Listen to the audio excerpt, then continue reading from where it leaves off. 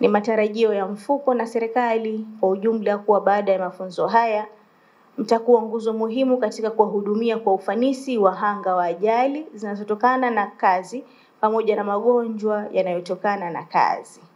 Na wasihi mkumbuke kwamba utendaji wenu ulio bora utawezesha wafanyakazi wanaolengwa kunufaika kwa kurejea kazini mapema, hivyo kuongeza ufanisi na uzalishaji wa kukuza tija ya taifa.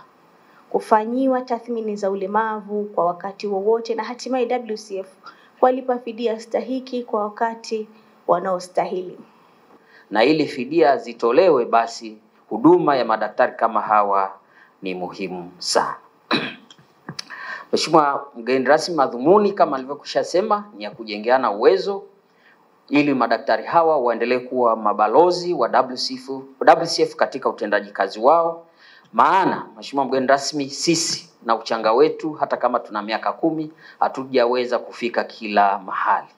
Kwa hiyo hawa wanakuwa ni extension ya huduma zetu pale itakapofika kuna mgonjwa alipata ugonjwa unaotokana na kazi au ajali inayotokana na kazi, na wao watakuwa na jukumu la kutusaidia sisi kufanya hizo tathmini za awali na ambazo watafundishwa leo jinsi ambavyo zinafanyika. Kwanza nachokifahamu, ili mgonjwa awe amepatiwa fao lake la kuumia kazini, anatakiwa kuna kitu tunakiita maximum recovery period.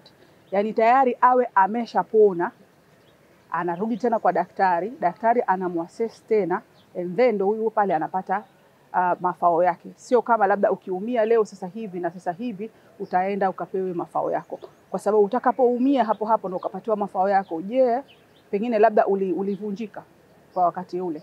Lakini tukikupa mafao yako hapo hapo, pengine baada ya muda mfupi kuvunjika kule kumekuletea athari nyingine labda ya ulemavu. Ina maana ndio maana tunasema tunamsubiri mgonjwa apoe kabisa, baadaye ndio kuna timu ya madaktari, sio daktari mmoja, ni timu ya madaktari tofauti ambao wanakufanyia assessment, lakini pia tuna muongozo, sio kama tunafanya assessment kwa kuangalia mtu binafsi unaangalia nini. Tuna vitabu ambavyo vina muongozo kamili ambao unatuelekeza kila sehemu ambayo mfanyakazi ameumia anahitaji stahiki gani. Kiserikali na taasisi binafsi. Sasa unakuta kuna baadhi ya taasisi binafsi hazipeleki michango husika katika mfuko wa fidia kwa wafanyakazi. Kwa hiyo utakapopata ajali au tukio lolote ambalo linatokana na mahali pa kazi kama vile ugonjwa, unakuta mfanyakazi wa taasisi husika unapata shida kutokana na kukosekana kwa ile michango. Kwa hiyo zile fidia zako hutapata kwa wakati kwa sababu mwajiri wako atakuwa hajaziwasilisha au kuzipeleka kwenye mfuko wa fidia kwa wafanyakazi. Kwa hiyo inakuwa inamuathiri yule mlengwa ambaye amepata ajali au amepata ugonjwa mahala pake pa kazi.